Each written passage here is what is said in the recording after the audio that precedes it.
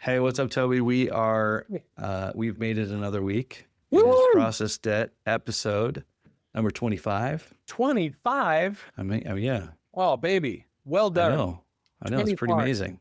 You know, what's funny? So we track we use a podcast thing and drop stuff. Yeah. We were talking about where the people are. A shout out to Grayson, and we're like, wait, we know that person. We love Grayson. Let's narrow it down to a state and find them. They're amazing. You find all your friends all over the U.S. That's actually pretty funny. All right. Usually I'm the one that noodles on topics. We're going to flip things around. You got a topic this week. For 25, yeah. I feel like you've done enough lifting on trying to generate topics. So right. let me kick it off a little bit with what leads me to this. And so I want to call my bank and ask a simple question. I've got a loan on a car that I could pay off. And so if I pay it off, can I just strap another loan back on it? Intuitively, I think, why would they not do that, right? Yeah. But I want to verify it. I'm in that headspace. So I call in, and this is a local credit union. Okay. There's a dozen branches at best in my corner of West Washington. And I get into their telephone directory system, and there are no options to talk to a human.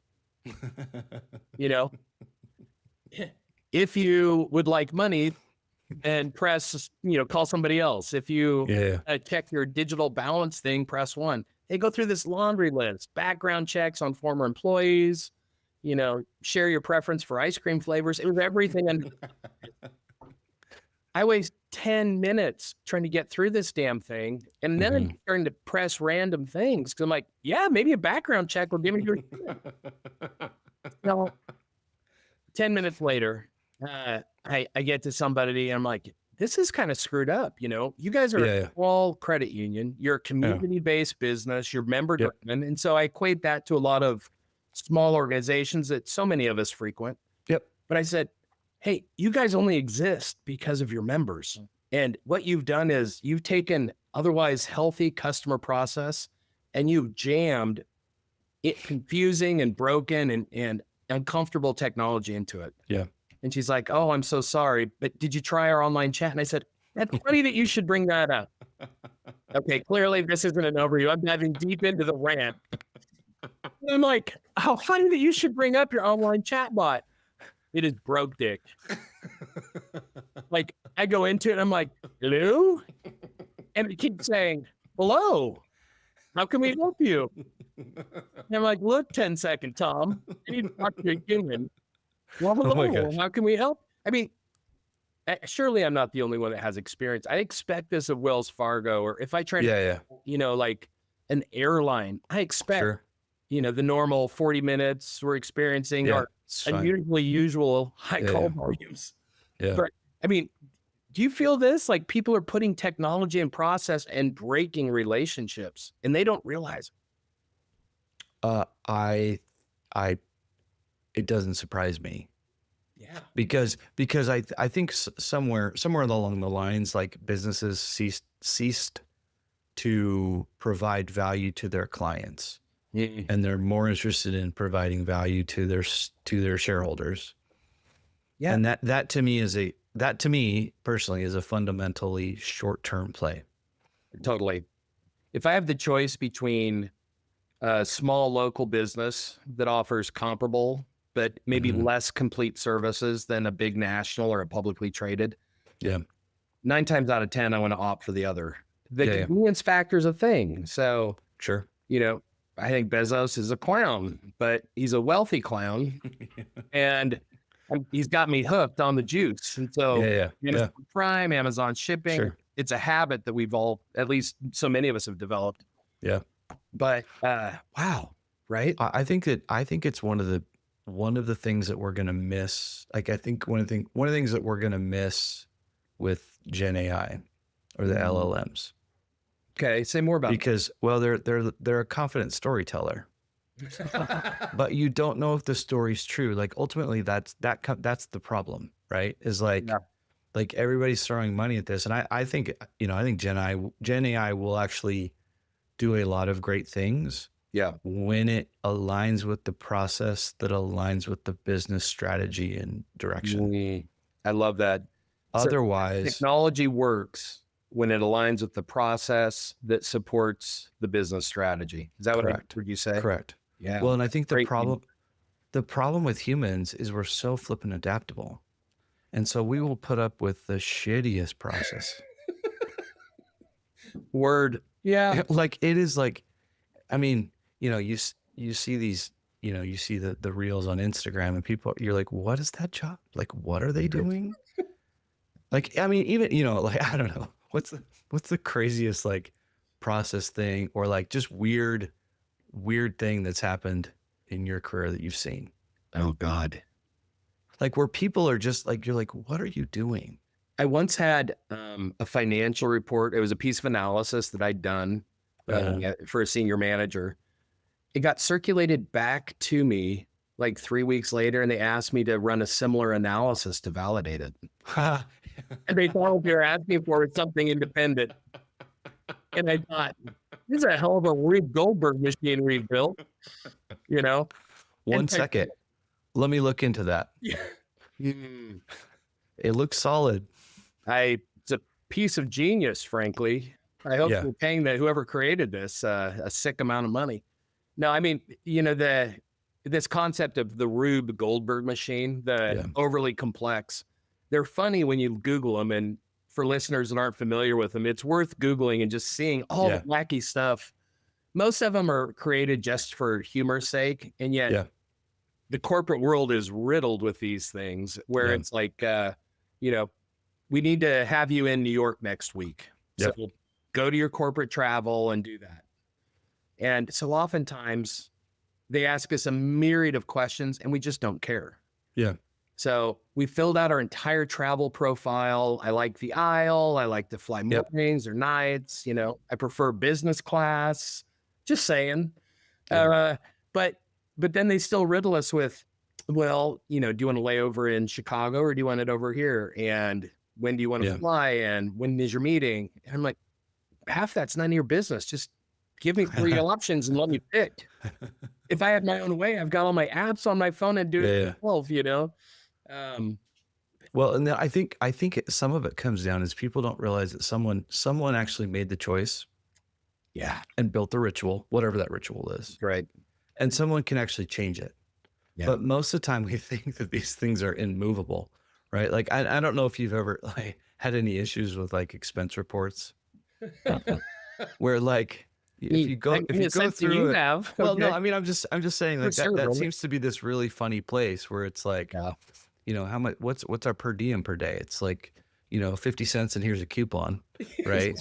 and then it goes up, you go up 2 levels and you're like, oh, we order some Dom Perignon with the steaks that we're having. Yeah. And so you have these like really wide, weird differences. Yeah. And then you end up with you end up with a lot of policies around them too. It's like, well, we got to do all these things. And you're like, just spend the money the way that if it was your business, you would spend the money. You know, that's exactly the advice I got from a guy named Mike Daniels when I was in telecom 20 some years ago. Mm-hmm. I said, how much do you pay for a hotel room? And he said, the exact same that I'd be willing to pay if I had to foot the bill. Yeah. He said, that's always my simple rule, meals or entertainment or anything else. If it gets rejected, I still want to be feeling like that was the right choice. Yeah. So no, that's great advice. It's funny. I think oftentimes we believe technology will do a better or more effective job. Yeah. But effective and efficient isn't always that thing that's best for the people we're trying to connect with. And I think what underpins this for me, Chris, is I want connection with the organizations that I do business with. Yeah. You know, I don't live in a small town. I don't have, you know, I don't have the Brady Bunch butcher down the street dating my housekeeper. Yeah. Well, I would totally lean into that if that were the case. But I do want to feel like they recognize me at the bank. I do feel like they recognize me at the barber. And so that's another one where they're scheduled through the app. They keep pushing apps because they feel like everybody wants an app and it gives them more time to be earning the dollars. Yeah. Yeah. But the reality is if I'm presented with too many selections and headaches, the answer is peace out. Yeah. I'm going to take my ball and go home and take my business. Well, sometimes it's like, what's the total cost of ownership? Dude. right? You know what I mean? Like Yeah. everything becomes a budget line, Right. right? And if you're managing to the budget line, someone is going to get offended or hurt or no longer do business with you, right? And so like if you think about like the bank analogy here, it was a budget line. Yep. Right? Someone was answering the phone. She's probably a sweet lady with a great voice. People loved hearing her, but there was dollars there, right? And so you had to cut labor, and they cut labor because they were sold on a phone system. The phone system was a one-time, some sort of expense that went to the IT budget. And it came to my labor budget. Yeah. I'm now no longer obligated or responsible for that. And I just use sweet Aunt Judy. Correct. And then you lose visibility to the reason why people are leaving. Yeah. Well, Chris, that is exactly the reason why, and you know me well enough to know now that particularly if something crawls under my saddle, whoa, here comes a Yelp review. Yeah, but this was a case where, that even though we're a couple 100,000 people here, I went out and it's like, surely I am a degree or two of separation from one of their executives or a board member. And turns out I know two of their board members. And so I reached out to both of them on LinkedIn. And I said to them, you're taking time out of your busy schedule to help guide and direct this organization. Yeah. And it is failing. Yeah. And here's specifically where you're failing members. Yep. And this is a case of like, before we started the podcast tonight, I was talking about this Let Them book that Mel Robbins is got bouncing around the bestseller list right now. But this interesting idea is like, if somebody does something that offends you or upsets you, let it go. Mm-hmm. You can't control other people. Yep. You can control your reaction. Yeah. And so this is a case, I just didn't know it yet, but it was a case where I'm like, I'm so bothered by this. And I've been with this institution. I've been an ongoing member in banking here for 30 years. Yeah. So at some point I have a sense of ownership around it. Yeah. Right? And so I reach out to two different board members, both get back with me. And then I get an introduction to their COO. And I thought, well, this is how it's supposed to work. Fantastic. There you go. But I shared with her the exact same thing. And it's that after 30 years, I'm not asking for special treatment. And you might choose to give that to me as a middle-aged male. But I'm a parent. I have kids that are looking for banking relationships. And I have friends that aren't all middle-aged white males. Yeah. And so I'm not asking for special treatment. I'm asking you guys to do your job. Yeah. Because of all businesses, that's purely relationship. They don't really do anything. You know what I mean? Outside of loans. Yeah. So, well, it comes down to like most, I think culturally we've gone to be more reactionary than having the ability to respond. Yeah. And so I think businesses have done the same thing. Isn't that true? It's an organism. Yeah, where it's like we've got to grow, and then it's and we should add value, right? Like I think that's where people lose passion about work. When you're helping people, it's easy to be like, yeah, we're making a difference here. Totally. Whereas if it's about the accounting, the accountants are going to be excited, but the rest of the business might be like, I don't care about your balance sheet. Yeah, I'm dying on the vine, baby. The cash flow statement looks beautiful. Thank you for sharing. I'll tell you, you touched on something a moment ago that I want to pull back up because it really resonated with me. And it's that it was a budget line item and a salesperson came in shopping a phone system.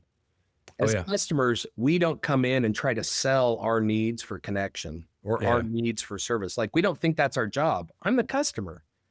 But if we don't express that displeasure when a process is failing, how are they ever going to know? They've hidden all of the human signals, inside of technology. And so an otherwise good process of taking calls and routing effectively is... Well, I guarantee you they have very good metrics on that.